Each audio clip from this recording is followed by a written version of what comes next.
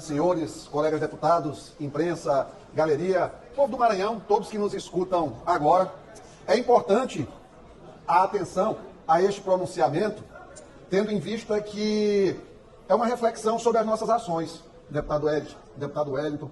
Senhor deputado Wellington, sabe o histórico de 2015 a 2022 no estado do Maranhão. Deputado Catulé, eu nunca vou me esquecer. Desembargadores com suspeita de serem grampeados pela Secretaria de Segurança Pública do Estado. Deputados submetidos aqui à perseguição, principalmente Vossa Excelência, deputado Wellington, lembro da deputada Andréa Murat, Souza Neto. Processos, perseguição, auditoria no sistema Guardião. Vocês lembram aí da imprensa desse Guardião aqui no estado do Maranhão? Era famoso. Eleições municipais, principalmente as de 2020, com denúncias de utilização do aparelho policial para monitorar adversários, em especial no interior do estado, e isso como uma prática reiterada. Pois bem, veio 2023, veio 2024, veio 2025. Não deram a eles o poder que eles queriam. Não mantiveram com eles os milhares de empregos que eles sempre tiveram. Não estenderam eternamente a eles todos os benefícios que a gestão lhes dava. Revolta, revolta, revolta e animosidade. Transformaram a Assembleia hoje não mais apenas num Estado de Direito aqui. Hoje a gente vive, deputado Júlio, um estado de versões nessa casa. A habilidade advocatícia, ela é confundida muitas vezes com a flexibilidade dos argumentos, sempre no sentido de criar e construir a melhor narrativa. Falam de imunidade, prerrogativas parlamentares, mas são os primeiros a pedir que as palavras dos colegas sejam retiradas dos anais da casa. Isso é preocupante, quando o discurso ele é muito diferente da prática. Quando a suposta honestidade é um termo utilizado apenas mediante conveniência. Quando a palavra justiça é um consectário apenas das suas aspirações. Não obstante todas as tentativas aqui que foram feitas de tentar colocar uma nódoa na situação das gravações, das palavras que foram ditas em 2024, no período das eleições, em especial em relação à cidade de Colinas e Barreirinhas, não obstante as chantagens que foram feitas, deputado Arnaldo, nesses últimos anos, em relação ao processo do TCE, o Maranhão é um estado que não tem direito a ter seus conselheiros do Tribunal de Contas. Não tem direito a nomear os seus desembargadores. O Maranhão é um estado que hoje tem um governo que tenta existir de maneira paralela. Para eles, quando citam Bobbio, Ana Arendt aqui, tudo é normal. Mas o próprio Bobbio era muito direto em dizer que é importante para um governo, para uma democracia, para um Estado democrático de direito, que um poder fiscalizasse outro. Porque senão, imunidade parlamentar seria impunidade total parlamentar. O deputado Arnaldo está no nosso regimento, está no regimento da Câmara dos Deputados. São violações das atividades parlamentares quando um deputado se utiliza do mandato para conseguir benefício próprio. A prática de tráfico de influência, ela é também expressamente vedada em todo o regimento parlamentar. Fazer conluio com o judiciário vai sempre ser reprovável. Meus colegas deputados, não é possível que nós achemos normal achar que receber uma mensagem de um magistrado dizendo, olha, se não atender a esses pontos aqui, o governador não termina o mandato dele. Ele não chegará até abril. Suponhamos, deputado Júlio, que eu esteja sendo estuprado. Eu aqui, vítima de estupro. Imagina um mundo em que eu não pudesse ser estuprado dentro de casa pelo meu pai ou por um parente e não pudesse ligar as câmeras para registrar, deputado Neto. Imagine eu ser chantageado o tempo todo e não ter a quem recorrer. Porque até onde eu sei, ainda nesta democracia, quando um parlamentar federal ele liga para alguém dizendo que as vagas do Tribunal de Contas elas estão condicionadas ao cumprimento de um acerto político em Colinas, em Barreirinhas, até onde eu sei, eu devo fazer uma denúncia para a Polícia Federal, porque se trata de um crime cometido por um deputado federal. Se houver indícios durante a investigação, será levado ao Ministério Público Federal, o Procurador-Geral da República, que apresentará ou não uma denúncia. E se for julgado, será julgado pelo Supremo Tribunal Federal. Agora, imagina a situação. Iglesio denuncia que está sendo vítima de estupro, de ameaça. O delegado foi indicado pelo melhor amigo do estuprador. O juiz que vai fazer o julgamento do caso é compadre do abusador. Será que Iglesio realmente não teria direito de ter para si as imagens, as filmagens, para mostrar na opinião pública, tendo em vista que o sistema de defesa está completamente corrompido, para dizer do que está sendo ameaçado? Meus amigos, até quem faz oposição, se tiver um mínimo de empatia, vai entender que o jogo que tem sido jogado aqui no Maranhão é muito mais pesado do que qualquer coisa que já existiu aqui no Estado nos últimos 50 anos. Nunca aconteceu uma coisa como essa.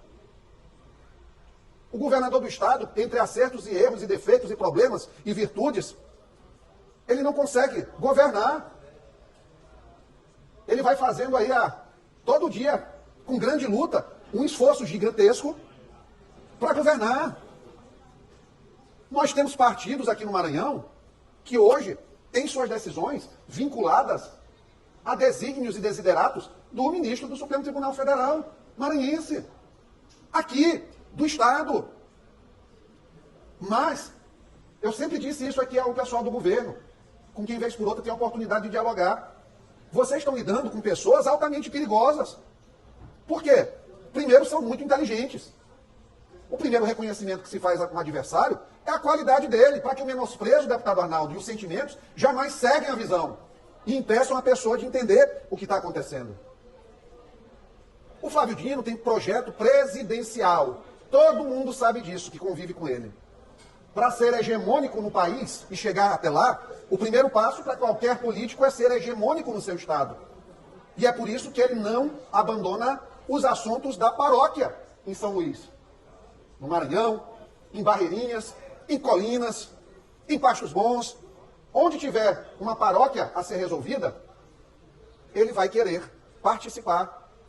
Onde tiver um deputado com problemas no Supremo a resolver e dono de um partido, ele vai puxar para o lado dele. Foram feitas tantas promessas, se sabe aqui, de resolução de problemas jurídicos no Supremo. Foram feitas promessas para deputados aqui no TSE, para manterem seus mandatos. E muitas vezes essas pessoas precisam se calar, ou até participar, presidente, de coisas que não gostariam, mas porque são chantageadas o tempo todo. Porque chantagem não é colocar apenas uma arma na cabeça de alguém, não é colocar uma faca no pescoço. Chantagem é aproveitar-se da fragilidade da pessoa, da necessidade da mesma, e fazer promessa de paga com benefício ou proteção. E isso existe hoje, infelizmente, no estado do Maranhão.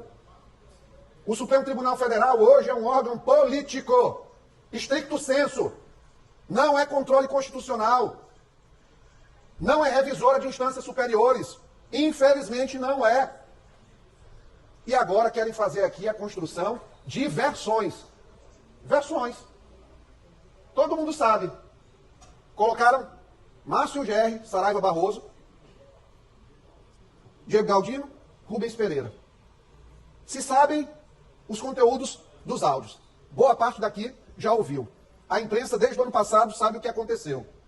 Mas agora, na iminência de vazamento desses áudios para a revista Veja, e hoje também a gente vai falar sobre esses áudios para o pessoal da revista Oeste, às 15h30. Quem quiser assistir, está convidado para assistir. Me convidaram agora pela manhã. Então, nós temos aqui hoje uma situação em que o governador não consegue governar porque tem uma trava o tempo todo lá em cima. E aqui tem a tropa de choque, a infantaria. Foi colocado nos áudios, todo mundo sabe. Márcio Gerri dizendo que precisa ter o cumprimento dos acordos de Colinas para que a situação do TCE fosse encaminhada para ainda discutir, porque não havia garantia jurídica. A outra pessoa citada, o Galdino, esse eu não ouvi o áudio, mas dizem que falou expressamente o nome do ministro. Espero que isso vaze, de fato. O Rubem Júnior, pasmem vocês, foi a pessoa que veio, porque o Rubem Júnior é aquele cara que está com um pé aqui e um pé aqui. Ele fica se equilibrando. Ele não sabe direito onde ele está. Ele tem aquela paixonite juvenil pelo Flávio Dino, mas ao mesmo tempo ele não quer deixar de ser governo. Então ele fica se equilibrando nisso aí. Ele foi o único cara desses três que veio com ânimos de tentar ali pacificar. E para vocês verem como o pessoal é do Flávio. É o único que eles citaram aqui para queimar. Por quê? Porque se chega no Márcio Gerri e chega no Galdino, tem imputação direta ao ministro do Supremo. Quando coloca o Rubem Júnior, não. Pode queimar o Rubem Júnior, porque o Rubem Júnior, ele é mestiço. E está aqui. Só apareceu para falarem em suposta defesa do Rubem Júnior. Mas este artifício ele é muito bom do ponto de vista da concepção retórica dele, porque ele, na verdade, é uma defesa que, na verdade, está entregando para o Lobos, o Rubem Júnior. E foi o único cara nesse meio que tentou, de fato, a pacificação da coisa. Só que tem situações que não dá para pacificar mais. Isso não dá. Porque eles sobem, presidente, aqui pedindo para se jogar na democracia, nas regras do jogo. Mas eu queria que me apresentassem em que manual de democracia está utilizar o judiciário como ferramenta de troca de posições políticas no Tribunal de Contas do Estado do Maranhão. Qual o manual de democracia que diz isso? Isso é crime. Tráfico de influência. É crime. E pronto. Agora querem desqualificar, criar uma estratégia de desqualificar a denúncia para dizer que foram gravados. Eles sabem que não foram gravados. Se alguém está sendo vítima de ameaça, de processos, de prisão, se seus irmãos estão sendo ameaçados de prisão por conta da utilização do aparelho judicial, não é crime você gravar. Mas querem transformar isso num crime. Não quer ter deslealdade com as pessoas e não ser vítima delas? Não faça. Porque não é leal você ameaçar alguém. Quando a gente está casado, se eu disser assim para minha esposa, olha, eu só vou te dar isso aqui se tu fizeres isso aqui desse jeito, utilizar essa roupa aqui, tem que fazer isso aqui para o meu prazer. Eu estou sendo o quê? Abusivo. Violência patrimonial, violência psicológica, um monte de coisa. E entendam, relacionamentos abusivos na política existem e este relacionamento é um. É o marido abusivo que maltrata, tortura, ameaça e quer ser honrado. Como? Como? Não tem como.